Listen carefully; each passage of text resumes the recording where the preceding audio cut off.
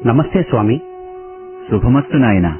మీ దయ ఉన్నా అన్నీయూ శుభమే, అది లేకున్నా అశుభమే. భేష్.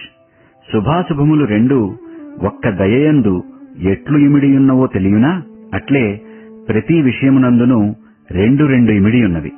పోని ఆ విషయము నిలిపి గడిచిన సారథి బుర్రకథ తెచ్చి నీ బుర్రకు కదిలించెనే, ఆ కదలికకు నీ బుర్ర ఏ స్థితిలో ఉన్నది ఇప్పుడు? అబ్బా, ప్రతి విషయము పూసగుచ్చినట్లు అంతా వట్టి తోలుబొమ్మ ఆటగానే తోచినది. అంతా యథార్థమే. అన్నీ తెలిసియు అనుభవించియు తిరిగి ఈ మనసు మరచి వానికై భ్రమించుచుండును. ఇది ఏమి విచిత్రము స్వామి? నాయనా, మనస్సు అనేకమైన వృత్తులతో కూడినది. అది ఎల్లప్పుడూ వాసనల బట్టి పోవుచుండును. అది దాని నైజము. అయితే దానిని తప్పించ వీలే కాదన్నమాట. అట్లయినా ఇంక మార్గము? కడకు దీని వాసనల్లోనే మునిగి కృంగవలసినదేనా స్వామి? పిచ్చివాడా, మార్గము లేకేమి? అందులోనే మునిగి కృంగవలసిన అవసరము లేదు. దానికి నైజగుణమున్నను దానిని మార్చుకొనవచ్చును. బొగ్గుకు దాని నైజగుణము దానిలో చేరిన నలుపే. అయితే అంతే అని తలంచరాదు. అందులో అగ్ని ప్రవేశింపగనే ఎర్రగా మారును. అట్లే మనసు ఎల్లప్పుడూ అంధకారమైన వ్యామోహములలో సంచరించుచున్నను దానిలో భగవదనుగ్రహముచే జ్ఞానాగ్ని చేరిన దాని నైజగుణము మారి భగవత్ సంబంధమైన సాత్విక గుణము వచ్చును. స్వామి, అంతఃకరణమని అందురే, అది ఏమి? మనసును కూడా అట్లు పిలుతురు. అసలు అర్థము కరణములనగా ఇంద్రియములు, అంతఃకరణములు అనగా లోపలి ఇంద్రియములు. లోపలి ఇంద్రియములు, బాహ్య ఇంద్రియములు అని రెండా? అవును మరి. బాహ్యేంద్రియములనే కర్మేంద్రియములనియు లోపలి ఇంద్రియములనే జ్ఞానేంద్రియములనియు అంటారు. స్వామి, కర్మేంద్రియములేవో జ్ఞానేంద్రియములేవో సెలవీయండి. నాయనా, శారీరకంగా చేయు ప్రతి కార్యము కర్మేంద్రియ సంబంధమే. ఇట్టి కర్మేంద్రియములైదు అంతర్ముఖముగా జ్ఞానము స్వీకరించువానికి జ్ఞానేంద్రియములని పేరు. అవియే శబ్ద, స్పర్శ, రూప, రస, గంధములని 5. ఈ రెండింటినీ చేర్చి దశేంద్రియములని పిలుతురు. అయితే ఇవి రెండూ చేరి చేయు పనేమి? ఇవి చేయు పనికి మనసుకు సంబంధమేమి? నాయనా, అసలు ఇవి ఏ కార్యము చేసినను మనస్సంబంధము లేక ఏమీ చేయలేవు. కర్మేంద్రియములు ప్రపంచమందలి కర్మలనాచరించి వాని మూలమున జ్ఞానమును స్వీకరించును. జ్ఞానేంద్రియములు మంచి చెడ్డల వివేకమును వేర్పరిచి మనసు ద్వారా ఆ ఆత్మకు అందించుచున్నవి. అసలు మనస్సే లేకున్నా ఆత్మకు ఇవి అందుటెట్లు? మనము ఒక ప్రవాహమును ఇవతలి ఒడ్డు నుంచి అవతలి ఒడ్డుకు దాటవలెనన్నా పడవ, తెప్ప, నెట్లు ఆధారముగా తీసుకుని పోదుమో అట్లే ప్రకృతి సంబంధమైన కర్మ జ్ఞానేంద్రియములు ఆవలి ఒడ్డు అయిన ఆత్మను చేరవలెనన్న మనస్సుకు బోటును తోడుపాటుగా స్వీకరించవలను. లేకున్నా చేర వీలు కాదు.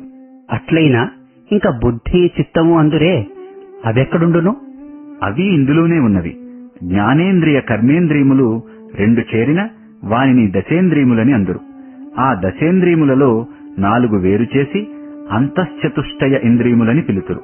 ఆ 4 మనస్సు, బుద్ధి, చిత్తము, అహంకారము. బాగుంది. అన్నీ అందులోనే ఉన్నాయన్నమాట. జీవితము తమాషాగా ఉందే. అయితే స్వామి, ఇవి చేసే పనులేమి? మనసు వస్తువును గ్రహించును. బుద్ధి సంకల్ప వికల్పములను పరిశీలించును. చిత్తము వాని మూలమున తన యథార్థమును తెలుసుకొనును. అహంకారము సంకల్ప వికల్పముల మార్చుచు జ్ఞానమును జారవిడుచుకొనుచుండును. ఇవే వీని పనులు. అయితే స్వామి, తెలియక అడుగుతును, ఇవి దేహములో ఎక్కడెక్కడ నివాసము చేయును? సరి, సంతోషము మనసు కోటరములో, బుద్ధి వాక్కులో, చిత్తము నాభిలో, అహంకారము హృదయములో నివాసము చేయును. భలే బాగుంది. అయితే ముఖ్యముగా బుద్ధి, అహంకారము సరైన స్థలములో ఉన్నవి. ఇవే ఈ లోకమున కష్టనష్టములకు కారణమగుచున్నవి. కాన తమ మాటను పట్టి చూస్తే ఈ 2 స్థలములు చక్క చేసుకున్న కష్టనష్టములుండవన్నమాట. చక్కగా గమనించావు. అదే సరియైనది. మొదట వాక్కును సరిగా ఉపయోగించిన నీ బుద్ధి సరియైన మార్గమును నడుచుచున్నదని గుర్తు. అహంకారమును అణగద్రొక్కి దానిని నీలో చేర్చుకొన్న హృదయము బాగున్నదని గుర్తు. కాన ఈ రెండింటియందు జాగ్రత్త వహించితినేని మనశ్చిత్తములు మంచి వృత్తులలో ఉండును. అప్పుడు ఏ బాధలు కష్టములు కలుగవు, రావు.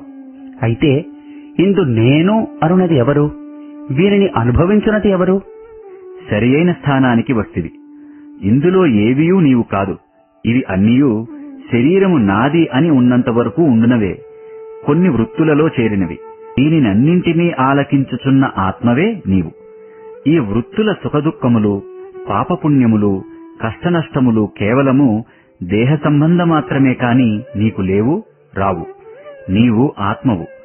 ఈ యథార్థమును తెలియనంత వరకు నాది నేను అను వ్యామోహమున నిద్రించుచూ ఉందురు. ఆ నిద్రలో కష్టము, నష్టము, దుఃఖము నీవు తలంచవు, అనుభవించవు. అట్లే వ్యామోహమును వదులుకొని జ్ఞానమును మేల్కొనగానే ఇవి అన్నియూ నేను కాదు, ఆత్మనే నేనని దృఢముగా తెలియము. అయితే స్వామి, ఈ మనస్సు, బుద్ధి, చిత్తము, అహంకారము ఎవరి నిమిత్తమై ఇన్ని కార్యములు చేయుచున్నవి? ఒకరి నిమిత్తమేమీ కాదు, వాని నిమిత్తమవి చేయుచున్నవి. అన్నీ ఆలకించునట్టి ఆత్మ యొక్క నీడ అయిన జీవి వీని అన్నిటి కార్యములు నావే అని ధరించిన శరీర బంధముతో వ్యామోహించి ఇన్ని నాటకములాడును.